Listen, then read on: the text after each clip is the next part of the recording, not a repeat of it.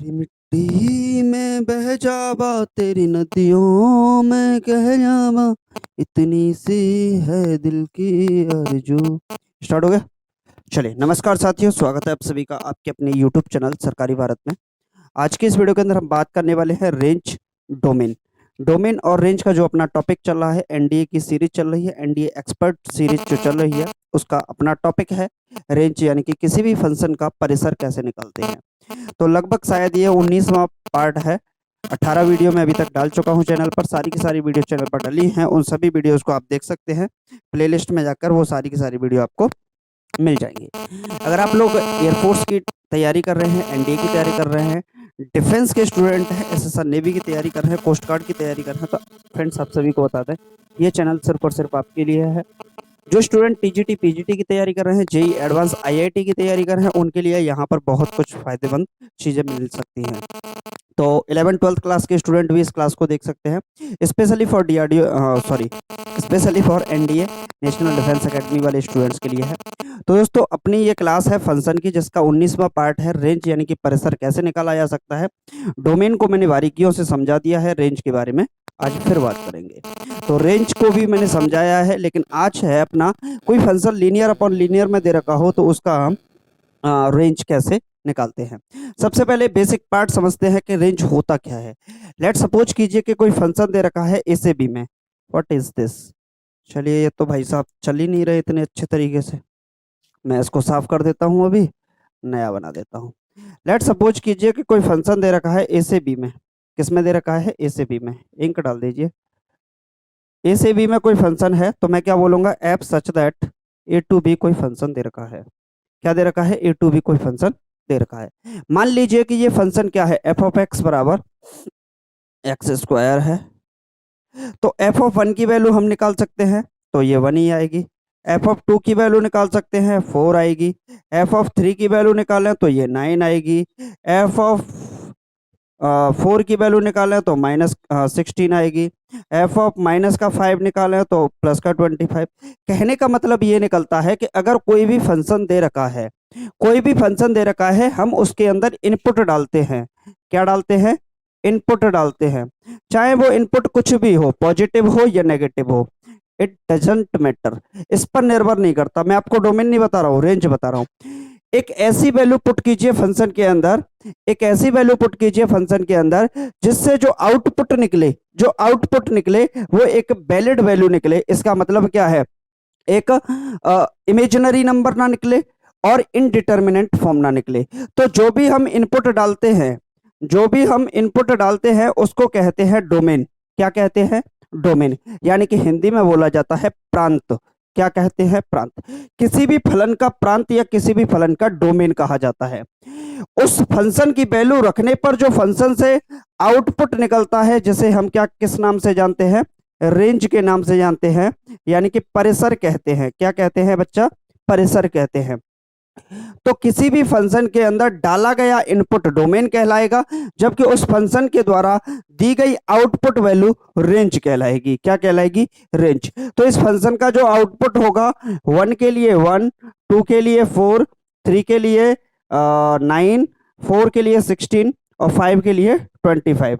ये डिपेंड करता है, it is only depend on the functions value. ये सिर्फ फंक्शन के मान पर निर्भर करता है। किसके मान पर निर्भर करता है बच्चा? फंक्शन के मान पर निर्भर करता है। आज की जो वीडियो है इसके अंदर हम बात करेंगे linear upon linear. Let suppose कीजिए F of X equal to दे रखा है कोई फंक्शन, लीनियर इक्वेशन दे रखी है, linear equation upon linear equation. क्या दे रखी है? Linear equation. मतलब लीनियर इक्वेशन के जस्ट अपोजिट, यानी कि न्यूमरेटर में लीनियर इक्वेशन है, डिनोमिनेटर के अंदर लीनियर इक्वेशन है। तो इस प्रकार के फंक्शन का हम रेंज कैसे निकालते हैं, तो ये एक नया टॉपिक होगा। पहले मैं इसका कॉन्सेप्ट समझाऊंगा, कैसे इस सवाल को, अगर आप एज अ 10th क्लास के 12th क्लास के स्टूडेंट हैं तो आप इसको कैसे करेंगे। इसी क्वेश्चन को जब आप एनडीए के पेपर में करेंगे तो आप इस क्वेश्चन को कैसे ट्रिकी मेथड से कर पाएंगे। पहला क्वेश्चन आपकी स्क्रीन पर है। क्वेश्चन है एफ ऑफ एक्स बराबर, चलिए क्वेश्चन क्या है? एफ ऑफ एक्स बराबर एफ ऑफ एक्स बराबर दे रखा है 5x plus 1 upon x plus 3, 5x plus 1 upon x plus 3, ये कोई फंक्शन दे रखा है। ठीक, अब इस फंक्शन का हम कैसे निकालते हैं रेंज। तो सबसे पहले हम लेट कर लेंगे y equal to 5x plus 1 upon x plus 3। Editor साहब, ठीक, तो y इक्वल टू क्या दे रखा है 5x plus 1 upon x plus 3। ठीक, तो यहां पर हम इसको सॉल्व कर सकते हैं, नीचे 1 क्रॉस मल्टीप्लिकेशन, y का मल्टीप्लाई करेंगे तो क्या आएगा xy प्लस का 3y इक्वल में क्या होगा 5x प्लस का 1 होगा, इक्वल टू में क्या होगा 5x प्लस का 1 होगा।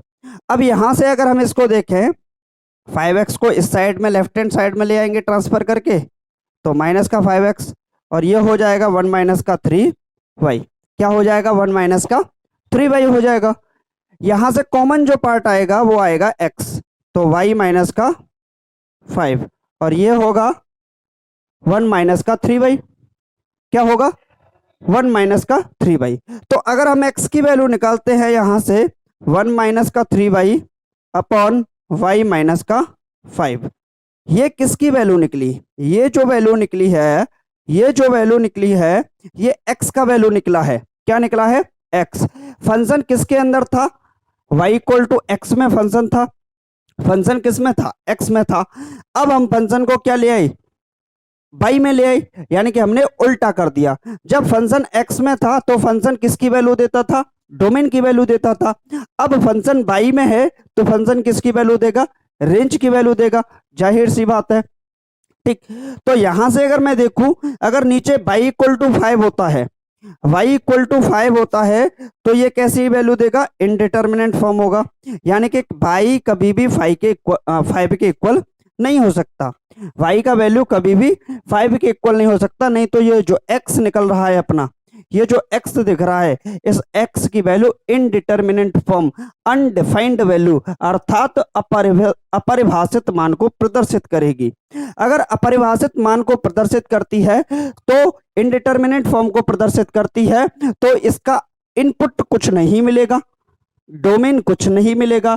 जब डोमेन ही नहीं होगा फंक्शन का तो रेंज कहां से आएगा, बात क्लियर। ठीक, तो यहां से अगर हम रेंज ऑफ द फंक्शन की बात करें, रेंज ऑफ द फंक्शन की बात करें कि रेंज क्या होगी इस फंक्शन की, तो जो रेंज होगी, रेंज ऑफ द फंक्शन होगा all real values including minus infinite two plus infinite, all real values including minus infinite two plus infinite except of 5, यानी कि सिर्फ किसको छोड़ के, 5 को छोड़ के, किसको छोड़ के 5 को छोड़ के, 5 संख्या नंबर 5 को छोड़ के सारी की सारी रियल वैल्यूज इस फंक्शन की रेंज कहलाएंगी। क्या कहलाएंगी, रेंज कहलाएंगी। तो इस फंक्शन का जो रेंज होगा माइनस इनफाइनाइट से plus infinite except of minus का 5, यानी कि 5 को आपको छोड़ना पड़ेगा। क्लियर, कोई डाउट, कोई समस्या। चलिए भाई, चाय आ गई, ये बड़ा बढ़िया काम हुआ, अच्छा सा सुंदर काम किया आपने जो चाय ले आए। चलिए भाई नेक्स्ट क्वेश्चन की ओर चलते हैं। क्वेश्चन आपने नोट कर लिया होगा, ठीक, चलिए तो साफ कर देते हैं। अब स्क्रीनशॉट ले लीजिएगा, वीडियो को पॉज करके आप क्वेश्चन को वापस भी देख सकते हैं। चलिए भाई, क्लियर हुआ सभी को। Next question, linear upon linear. अभी मैं इस क्वेश्चन के कॉन्सेप्ट समझा रहा हूं, अभी इस क्वेश्चन के ट्रिक्स को भी हम देखेंगे, लेकिन ट्रिक्स देखेंगे बाद में जब हम इस क्वेश्चन का कॉन्सेप्ट समझ लेंगे अच्छे से। तो y इक्वल टू एक और क्वेश्चन देखते हैं, तो 3x plus 4 upon x plus 5, क्या है क्वेश्चन, 3x प्लस का 4 अपॉन एक्स प्लस का 5, ये क्वेश्चन दे रखा है। इस क्वेश्चन का आपसे पूछा क्या गया है, इस क्वेश्चन का पूछा गया है रेंज निकालिए। क्या निकालिए, रेंज। y इक्वल टू जो फंक्शन x में दे रखा है, अगर हम x का कोई भी वैल्यू पुट करते हैं वो डोमेन देगा, x से जो y का वैल्यू निकलेगा वो क्या निकलेगा, रेंज निकलेगा। हम क्या कर दें, उल्टा कर दें, हम इसका अपोजिट कर दें। कैसे कर दें भैया, जो y में है फंक्शन, y में फंक्शन है, फंक्शन को y में कर दें कन्वर्ट, और तो y में कन्वर्ट करेंगे तो जो y का वैल्यू पुट करेंगे वो तो हो जाएगा उल्टा रेंज, और y से जो x का वैल्यू निकलेगा वो क्या हो जाएगा, डोमेन हो जाएगा। वही कॉन्सेप्ट बार बार। चलिए नीचे मानेंगे 1 डिनोमिनेटर में क्रॉस मल्टीप्लिकेशन। क्लियर, बाई का मल्टीप्लाई कर देते हैं तो ये हो जाएगा एक्स वाई प्लस का 5y equal to 3x plus का 4। Any doubt? क्लियर, कॉन्सेप्ट समझ में आ रहा होगा अच्छे से। यहां बात करते हैं 3x को ट्रांसफर करेंगे तो एक्स वाई माइनस का 3x इक्वल टू 4 माइनस का 5y। क्लियर है, कोई प्रॉब्लम? ठीक है जी। x कॉमन लेते हैं बच्चा तो यहां बचेगा y माइनस का 3 इक्वल टू 4 माइनस का 5y। x इक्वल टू अगर फंक्शन को देखें तो ये निकलेगा 4 minus 5y upon y minus का 3। अगर हम चाहें तो इस फंक्शन का एक स्टेप आगे बढ़ा भी सकते हैं, चाहे तो आंसर यहां से भी दे सकते हैं। तो एक स्टेप अगर आप आगे बढ़ाना चाहते हैं तो स्टेप आगे बढ़ा सकते हैं। माइनस ऊपर से कॉमन लीजिए न्यूमरेटर से और माइनस डिनोमिनेटर से, तो ऊपर वाला हो जाएगा 5y माइनस का 4 और नीचे वाला हो जाएगा 3 माइनस का y। कहने का मतलब अंश और हर से माइनस चिन्ह का कॉमन लिया तो माइनस माइनस क्या बन गया? प्लस बन गया। जाहिर सी बात है, इसमें कोई समझने वाला पॉइंट ही नहीं है। अब अगर हम यहां पर देखते हैं, अगर ये देखिए जो फंक्शन था पहले किस में था? y इक्वल टू एक्स में फंक्शन था। अब फंक्शन किस में है? अब फंक्शन y में है, यानी कि फंक्शन को हमने बदल दिया। जब हम x की वैल्यू पुट करते थे तो हमें डोमेन मिलता था, अब हम y की वैल्यू पुट करेंगे तो हमें क्या मिलेगा? रेंज मिलेगा। फंक्शन का वही है, वही फंक्शन, सिर्फ उसका रूप बदल दिया गया है। अगर यहां पर हम देखते हैं डिनोमिनेटर यानी कि हर अगर 0 हो जाता है तो ये इनडिटर्मिनेंट फॉर्म, अनडिफाइंड वैल्यू, अपरिभाषित मान को प्रदर्शित करेगा। तो यहां पर y की वैल्यू कभी भी 3 नहीं हो सकती, क्योंकि 3 माइनस 3 0, 0 का डिवाइड न्यूमरेटर में लगाएंगे इनफाइनाइट अनडिफाइंड वैल्यू, तो y does not equal to 3। मैं ये बोल सकता हूं कि नहीं? क्लियर, बोल सकता हूं y does not equal to 3 बोल सकता हूं। तो y की वैल्यू 3 नहीं हो सकती, इसका मतलब रेंज ऑफ द फंक्शन क्या होगा? फंक्शन का जो रेंज होगा वो क्या होगा? All values, all real values except of 5। All real values, सभी वास्तविक संख्याएं होंगी किसको छोड़कर? सिर्फ 3 को छोड़कर। किसको छोड़ के? 3 को छोड़ के। इसके लिए यही ब्रैकेट यूज किया जाता है। अगर आप इस ब्रैकेट की जगह पर कोई और ब्रैकेट यूज करते हैं तो आंसर मैच नहीं करेगा। क्लियर? तो इस फंक्शन का जो रेंज होगा all real values minus infinite two plus infinite except of 3। 3 को छोड़ के सारी की सारी वास्तविक संख्याएं इस फलन का, इस फंक्शन का रेंज कहलाएंगी, यानी कि परिसर कहलाएंगी। डोमेन का मतलब होता है ऑल इनपुट वैल्यूज, रेंज का मतलब होता है ऑल आउटपुट वैल्यूज। क्या होगा? Output values. चलिए एक और क्वेश्चन देखते हैं, फिर उस क्वेश्चन के बाद मैं आपको इसकी ट्रिक समझाऊंगा। क्लियर है? चलिए भाई नेक्स्ट क्वेश्चन।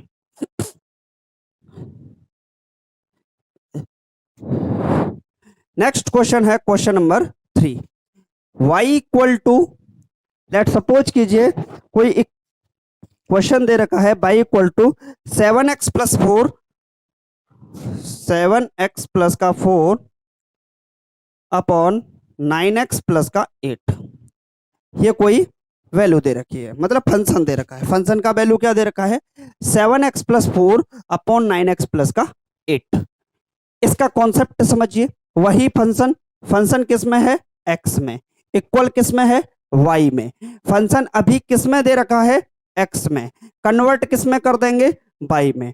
अभी अगर हम x की वैल्यू पुट करते हैं तो फंक्शन से क्या निकलेगा? डोमेन निकलेगा।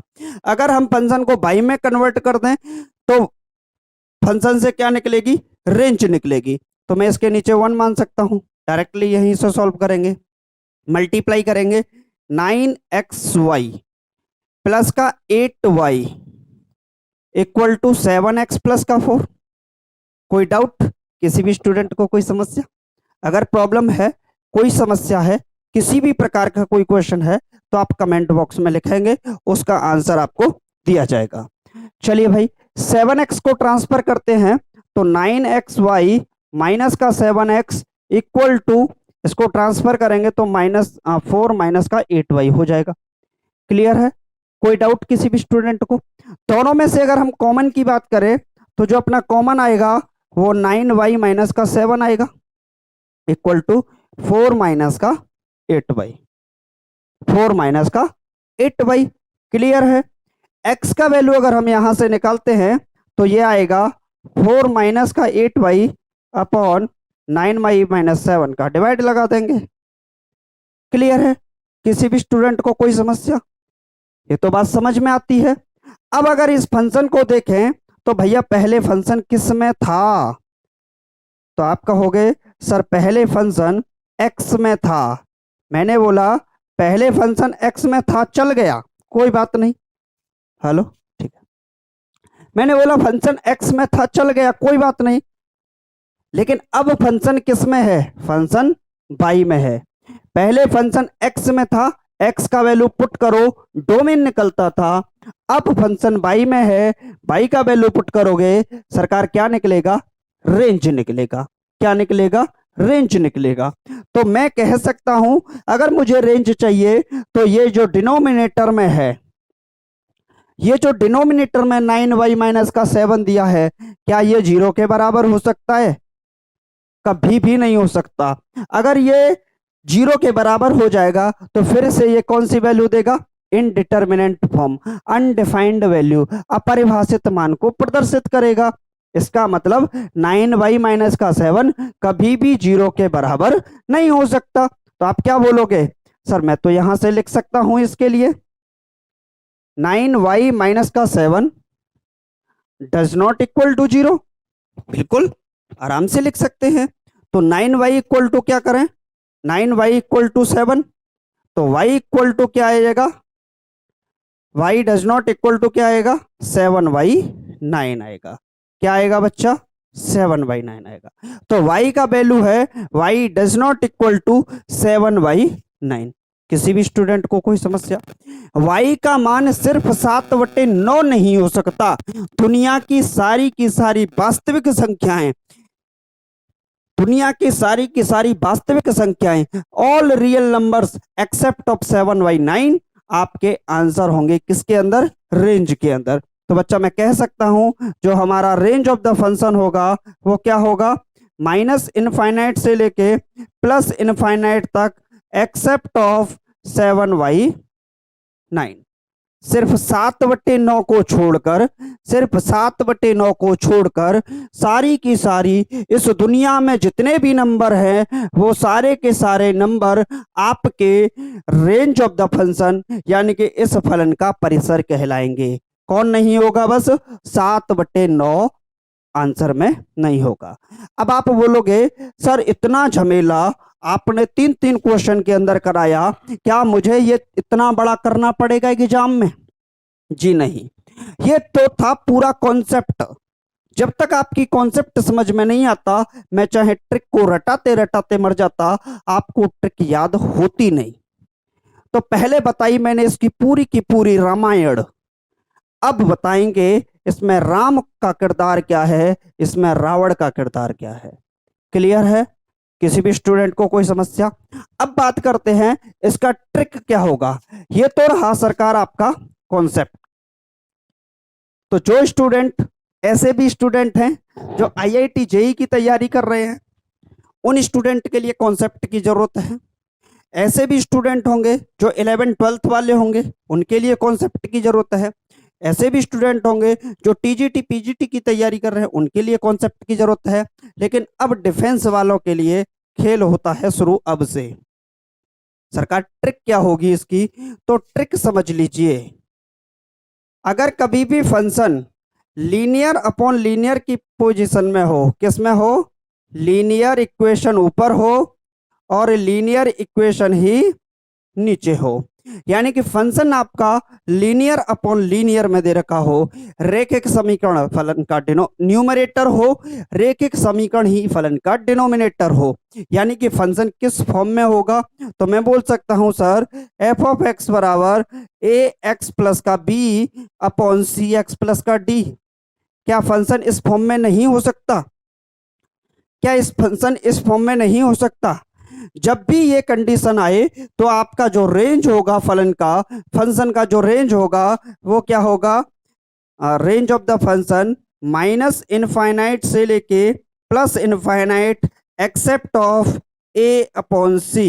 ये रहा आपका ट्रिक जिसको आप लेके घूमते हो कि मजा आ गया, मजा आ गया। ठीक, वो मजा कुछ नहीं, वो मजा यही था। बात तो समझ में आई? क्वेश्चन देखो, माइनस इनफाइनाइट से लेके प्लस इनफाइनाइट और ये वाला नंबर। क्लियर? अगर इस क्वेश्चन से देखता हूं तो 7 आपका एक ही जगह पे काम कर रहा है। 9 की बात करता हूं तो 9 आपका सी की जगह पे काम कर रहा है। क्लियर है? तो जो आपका ट्रिक बनी थी वो आपके इस कॉन्सेप्ट से ही बनी थी, ट्रिक वास्तविक रूप से कुछ नहीं थी। अब आप कहोगे सर कि ये ट्रिक क्या हमेशा काम करेगी? ना जी ना, हमसे ना हो पाएगा। ये ट्रिक अपने आप में फेल भी होती है। अब फेल कब होगी? तो कोई भी चीज बनी है तो भाई पास ही पास थोड़ी होगी, उसका एक अदर एस्पेक्ट भी होगा, अन्य एस्पेक्ट भी होगा, दूसरा पहलू भी होगा। तो इस पेज का दूसरा पहलू यानी कि इस रामायण का दूसरा पहलू क्या होगा भैया कि A upon C, minus infinite से लेके plus infinite except of A upon C. ये तो आपका आंसर होगा। लेकिन ट्रिक फेल कब हो जाती है? जब ए अपॉन सी, जब ट्रिक फेल कब हो जाती है? जब ए अपॉन सी इक्वल हो जाता है आपके बी अपॉन डी के। जब भी आपका A upon C B upon D के इक्वल हो जाएगा, जब भी आपका A upon C B upon D के इक्वल हो जाएगा, चलिए, तो ये कब आपकी फेल होगी? जब ए अपॉन सी का मान बी अपॉन डी के इक्वल हो जाता है। कब लागू होगी? तो जब ये A upon C does not equal to B upon D हो। A upon C does not equal to B upon D हो तो आपकी ट्रिक काम करेगी, अन्यथा ये ट्रिक काम नहीं करेगी। क्लियर हुआ? कॉन्सेप्ट समझ में आया? ट्रिक समझ में आई?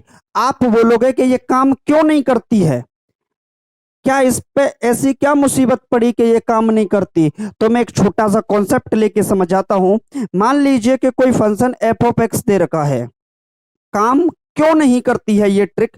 जब A upon C B upon D के इक्वल हो जाता है। तो सपोज कीजिए कि कोई फंक्शन दे रखा है 3x प्लस का 3 अपॉन एक्स प्लस 1।